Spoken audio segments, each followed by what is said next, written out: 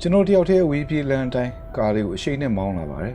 ။မရမနာထမင်းစားပြီးတဲ့ကမောင်းလာရတာဆိုတော့အတော်လေးပင်ပန်းနေပါပြီ။ကော်ဖီဆိုင်ဖြစ်ဖြစ်စားတောက်ဆိုင်ဖြစ်ဖြစ်တွေ့ရင်တော့ခဏနားမယ်လို့စိတ်ကူးထားလိုက်ပါတယ်။ပြောရရင်လမ်းတစ်လမ်းလုံးမှာအိမ်ရလို့တော့တွေ့ရတော့စားတောက်ဆိုင်တော့ရှိပါမလားလို့တွေးပြီးလဲပူနေမိပါတယ်။အချိန်ကလည်းညနေဆောင်လို့မှောင်စားတော့ပြိုးနေပါပြီ။အဲ့ဒီခေတ်အခါကခုလိုဆက်သွယ်စရာ handphone တွေ GPS တွေ map တွေလည်းမရှိသေးတော့ခီးသွားတာခုခေတ်လိုမလွယ်သေးပါဘူး။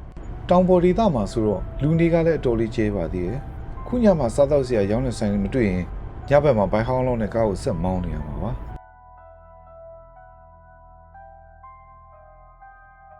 ကျွန်တော်ညဘက်ကြီးခုလိုကားမောင်းလာရတဲ့အကြောင်းကတော့ပစ္စည်းတစ်ခုကိုနေဆက်နေရာကိုတွားပြီးပို့ပေးရတာပါ။ဒီလောက်ကလည်းရင်ထဲကကျွန်တော်လုံနေကြပေမဲ့အခုခီးကိုတော့တစ်ခါမှမသွားဘူးသေးပါဘူး။ဒါပေမဲ့ကျွန်တော်ကန်ကောင်းတယ်လို့ပြောရမှထင်ပါတယ်။ဘာလို့လဲဆိုရင်ကျွန်တော်ကားလေးရှစ်ဆက်မောင်းသွားလို့ဘယ်တော့မှမကြသေးဘူး။ထမင်းဆိုင်တစ်ဆိုင်ကိုတွေ့လိုက်ရလို့ပါပဲ။ဘာပဲဖြစ်ဖြစ်ညဘက်ကိုဘိုက်ဆဆာနဲ့တော့ကားမောင်းစရာမလိုတော့ဘူးလို့တွေးပြီးတော်တော်လေးစိတ်ချမ်းသာသွားပါတယ်။ကျွန်တော်ဆိုင်ထဲကိုဝင်လိုက်တော့ဆိုင်ထဲမှာလူရှင်းနေပါတယ်။တောဆိုင်လေးဆိုတော့ဆိုင်ကလည်းခတ်ဆုပ်ဆိုပါပဲ။ဆိုင်ထဲမှာတော့ဆိုင်ပိုင်ရှင်ရဲ့အရက်လာတောက်နေတဲ့လူနှစ်ယောက်ရယ်ပဲရှိပါတယ်။ကျွန်တော်ဆိုင်ထဲဝင်လာတော့သူတို့အားလုံးကအံ့ဩပြီးကြည့်နေပါတယ်။ကြည့်ရတာခီးသွားတွေဘာတွေလဲလာခဲပုံရပါတယ်။ကျွန်တော်လည်းဆိုင်ရှင်ကိုစားစရာတွေမှာလိုက်ပြီးပတ်ဝန်းကျင်ကိုအကဲခတ်ကြည့်လိုက်တော့ခုနအရက်တောက်နေတဲ့နှစ်ယောက်ကကျွန်တော်ကိုကြည့်ပြီးဆက်ဆူနေပါတယ်ကျွန်တော်ကလည်းမိတ်ဖွဲ့နေနေသူတို့ကိုပြုံးပြလိုက်ပါတယ်သူတို့နှစ်ယောက်ထက်ကရုပ်ချမ်းချမ်းနဲ့တယောက်ကကျွန်တော်ပြုံးပြတော့ပြန်ပြုံးပြပြီးဘယ်သွားမလို့လဲပြလို့မေးလိုက်ပါတယ်ကျွန်တော်ကသွားမယ့်နေရာကိုပြောပြလိုက်တော့သူကခင်ဗျာဒီလမ်းခီးကိုညဘက်သွားမယ်ဆိုရင်တော့ဘယ်အကြောင်းနဲ့မှကားကိုလမ်းမှာမရက်နဲ့ဗျကျွန်တော်ကသူ့စကားကိုကြားတော့ပထမတော့နောက်တယ်လို့ထင်သွားပါတယ်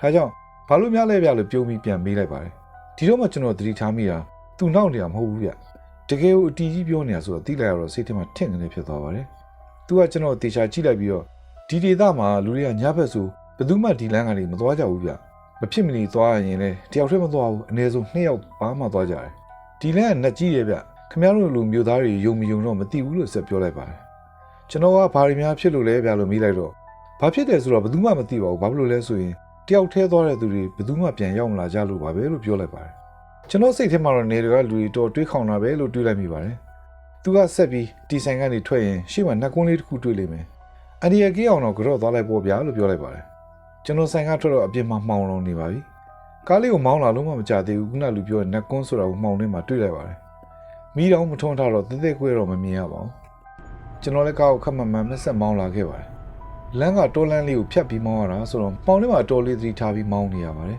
။ခုနလူပြောလိုက်ပုံရဆိုတော့လမ်းမှာဓမြတွေဘာတွေမှရှိရလားလို့တွေးပြီးလန့်တော့ပါတယ်။ကြောက်မယ်ဆိုရင်လည်းကြောက်စရာပါပဲ။ပတ်ဝန်းကျင်တစ်ခုလုံးကမှောင်မင်းနေပြီးတစ်ပင်တွေကလည်းအုံဆိုင်နေပါတယ်။ဒီတော့လေးတွေကအမြန်အပြင်ကိုထွက်မှဖြစ်မယ်လို့တွေးပြီးကားလီဘာကိုကောက်နေလိုက်တော့မှပဲဒိုင်ကနေကားဘင်းကပေါက်သွားပါတော့တယ်။ကားဘင်းပေါက်သွားပြီဆိုတော့ဆက်မောင်းလို့လည်းမရတော့ကားကိုရပ်ထားလိုက်ရပါတယ်။ဒီတော့မှကျွန်တော်မှအပူဘင်းပါမလာဘူးဆိုတော့သတိရတယ်။မရက်ပါနဲ့လို့ပြောထားတဲ့လမ်းပေါ်ကိုရောက်မှပဲကားဘင်းကပေါက်သွားလို့ပါဇက်ကလည်းချိန်ဆဲလိုက်မိပါတယ်။ကားပေါ်ကတော့အောက်ကိုမဆင်းရတော့ပါဘူး။ကားတွေကိုပဲ lock ချပြီးကားထဲမှာပဲထိုင်နေလိုက်ပါတယ်။ခုညကတော့ကားကြုံလည်းလာမယ်မထင်လို့အိတ်လိုက်တော့မယ်လို့ပဲဆုံးဖြတ်လိုက်ပါတယ်။မှောင်ထဲမှာဆွဆွငင်ဦးလိုက်တဲ့ခွေးဥတန်တွေကြောင့်ကျွန်တော်ကြက်သိမ်းနေထလာပါတယ်။ငါတော့ဒုက္ခရောက်ပြီလို့တွေးလိုက်မိပြီးအတော်လေးလဲစိတ်အားငယ်သွားပါတယ်။ဒါပေမဲ့လူနှစ်ယောက်စကားပြောလာတဲ့အတန်ကိုကြားလိုက်ရလို့အားတက်သွားပါတယ်။လှမ်းကြည့်လိုက်တော့ကျွန်တော်ကားရှိခက်လှမ်းလှမ်းကနေလမ်းလျှောက်လာတဲ့လူရိပ်နှစ်ခုကိုတွေ့လိုက်ရပါတယ်။ဓမြတွေဖြစ်တော့ဒုက္ခပဲလို့စိတ်ထဲတွေးမိပြီ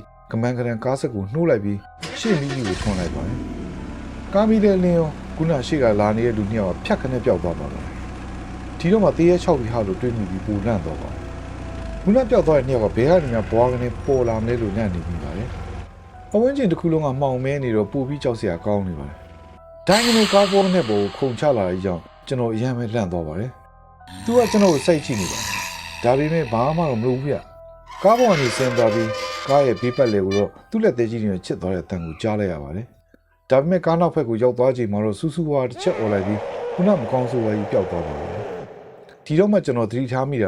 ာကျွန်တော်တည်လာတဲ့ပစ္စည်းကိုမြင်သွားလို့လန့်သွားတယ်ထင်ပါတယ်။ကျွန်တော်ကားနောက်မှာပါလာတာကတော့နေဆက်ကိုပို့ရမယ်ရှီဟောင်းဖျားတဆူပါ။ကျွန်တော်ကံကောင်းသွားဒီရှီဖျားကြောင့်ဖြစ်မယ်ထင်ပါတယ်။ကံကောင်းလို့မလင်းအောင်ပေါ်လာတဲ့အချိန်ထိဘာမှအနှောက်အယှက်ထပ်ပြီးမတွေ့ရတော့ပါဘူး။